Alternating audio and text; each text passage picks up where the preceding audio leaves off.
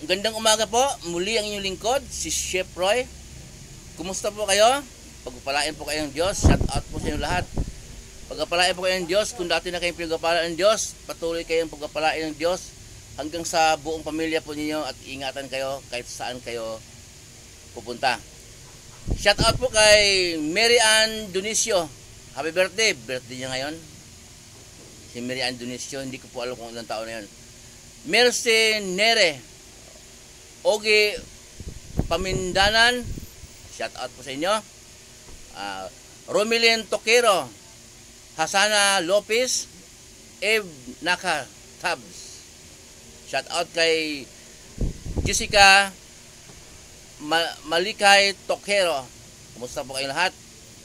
Sa umaga po ito may babasahin ng lingkod. Pakinggan po ninyo tapos paliwanag po yung lingkod. Napakaganda po ito, mensahe sa ating Diyos sa umagang ito. Sa ano po, sa Roma 12:1. Maiksi lang po ito, pakinggan nyo. Kaya mga kapatid, alang-alang sa masaganang habag ng Diyos sa atin, ako'y nakikiusap sa inyo na iaalay ninyo ang inyong sarili bilang isang handog na buhay, banal at kalugod-lugod sa Diyos. Ito ang karapat-dapat na pagsamba ninyo sa Diyos. Yun po. Ito po yung sulat po ni Apostol Pablo sa mga taga-Roma. At sinulat po ni Pablo habang nasa kulungan po siya. Pinasulat sa kanya ng Diyos. Para sa panahon po natin ngayon, mababasa po natin. Ang ibig po sabihin nito na nakiusap na si Pablo na iaalay natin ang ating sariling bilang buhay na handog sa Diyos. Okay? Yun po ang tamang pagsamba na karapat-dapat na pagsamba sa Diyos. Yun po ang tamang pagsamba. Ang ibig sabihin noon, yung pala pagsamba sa Diyos, yung pupunta ka sa sambahan pag linggo. Sa binasa po yung lingkod, dito po mapagbulay-bulay po natin na mahalaga po yun. Dahil magkita-kita doon sa sentro, kung saan ka sumamba, magkita-kita kayo ng mga kapatiran. Nagtuturo ng Bible study, o nandoon yung pastor, makikita mo yung choir, magkumustahan, nandoon lahat, nagsama-sama ng Diyos sa iglesia. Magkita-kita kayo. Yung po bahagi ng pagsamba po yun. Pero, ang pagsamba po sa Diyos, sa binasa nating lingkod, sulat ni Pablo, araw-araw po, sa lahat ng oras, araw-araw po, ang pagsamba sa Diyos, yung hindi ka natatakot, ilahad mo ang pinagkaloob ng Diyos sa iyo na kaunawaan na salita niya, ilahad mo, iparanig mo sa kapwa, huwag kang matakot, huwag kang mahiya, huwag mo ikahiya na si Jesus ang daan, ang katotohanan at ang buhay. Walang makarating sa Ama kundi sa pamagitan niya. Huwag mo ikahiya. At ang pagsamba sa Diyos ay lagi kang nakikipag-usap sa Diyos, manalangin bago matulog. Kahit walang pera.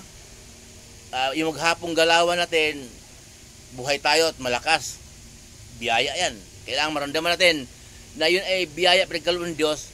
Yun, bahagi ng pagsamba sa Diyos yun. At pag humingi ng tawad, bago ka matulog, humingi ng tawad sa Diyos. Ang mga banal, inaamin ko po na paulit-ulit akong nagkasala sa isip, sa salita, sa gawa, at sa aking maraming pagkukulang.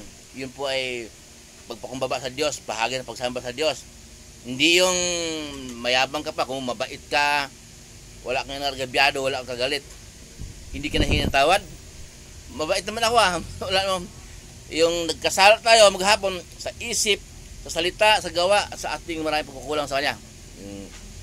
Nakakita tayo ng pinagdudahan ng kapwa natin, nagkasala tayo noon sa panalita, sa pag-iisip. Marami tayong naging kasalanan maghapon, kaya uri ng pagsamba sa Diyos ang magpakumbaba bago matulog, hinang tawad, pasalamat, at pagkagising sa umaga, muli magpasalamat uli na nagising tayo. Yung iba, binangungot, namatay, hindi na nagising. Yun po ang totoo nun, diretsahan lang.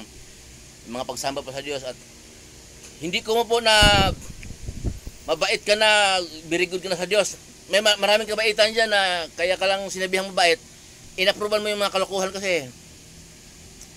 Isa kang katiwalaan ng kumpanya, andain mga palpak na anomalya dyan, hindi nasata ng amo mo. At binuto ka naman ng mga tao dyan, mabait ka, nakakalusot sa'yo. Pinapalusot mo yung mga kalokohan eh. Kaya mabait ka talaga.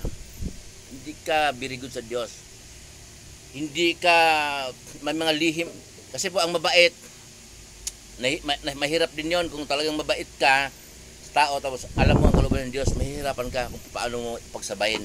Kasi nga, sabi ko nga sa isa kong content na ang taong plastic hindi nawala ng kaibigan. Pag nabulgar kasi yung kaplastikan, hahanap ka naman ng panimbagong paplastikan. May kaibigan ka panibago. Ang taong totoo at sumusunod sa kalooban ng Diyos, maraming kagalit. Bakit po? Kasi nabuhay ka pa sa daigdig na ito eh. Kasi ang daigdig na ito at ang Diyos ay magkalaban.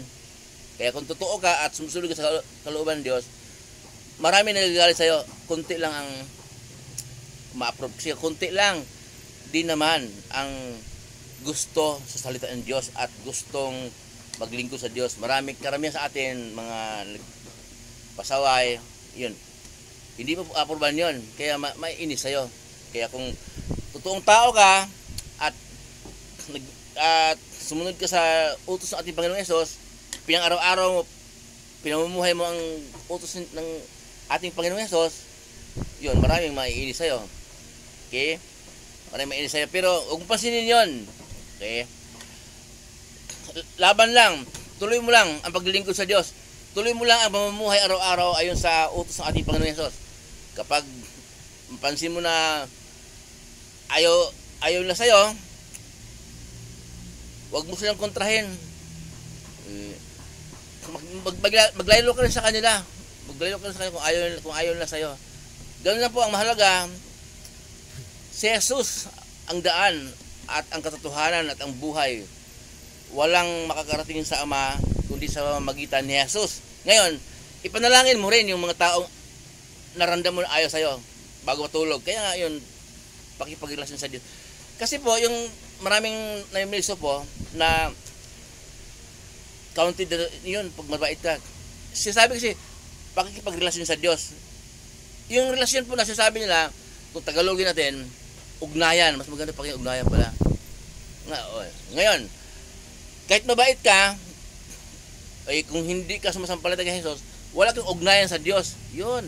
Mas masarap na pagiging ugnayan kasi pag gamitin ko salitang relasyon, yung iba kasi hindi nakaintindi. Ugnayan, na? Ugnayan.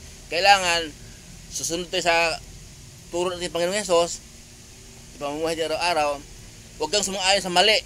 Dito na ngayon maraming maiinis sa'yo. Kasi nga gusto nilang kamalian yan, yung mga nagnakaw dyan, mga pasaway dyan, mga nangungupit, kontrahin mo yun eh.